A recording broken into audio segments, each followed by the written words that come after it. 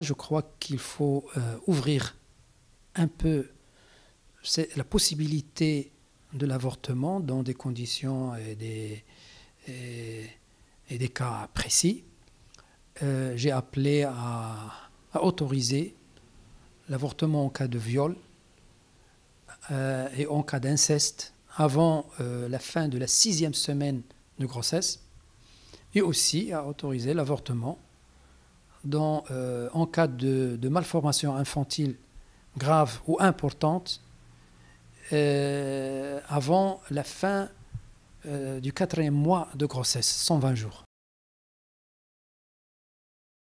L'opinion d'un grand nombre de fuqaha ou de savants spécialistes de jurisprudence musulmane, c'est qu'il y a 3 phases essentielles avant 40 jours, entre 40 et 120 jours et après 120 jours. Après 120 jours, tous les spécialistes de la jurisprudence musulmane interdisent l'avortement, sauf cas majeurs et conditions majeures, et c'est essentiellement quand la vie de la femme est en danger.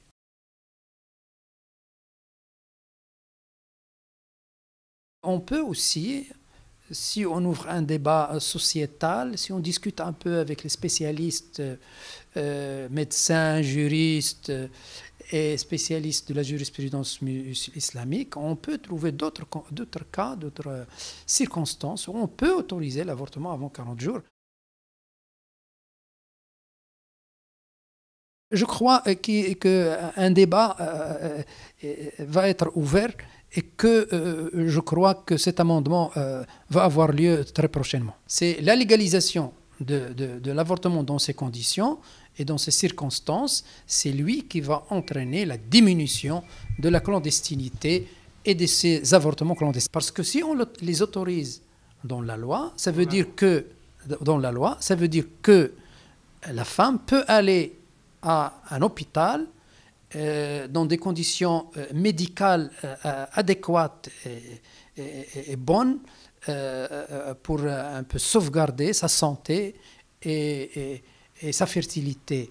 Alors actuellement, ce qui se passe, c'est que ces femmes qui sont contraintes à avorter et dont même les imams, par exemple, ou les fuqaha autorisent cet avortement, ils vont vers la clandestinité où il n'y a pas de conditions médicales satisfaisantes pour sauvegarder la santé de la femme. C'est mon opinion personnelle, mais il y a beaucoup de gens au sein du PJD qui adoptent aussi cette opinion.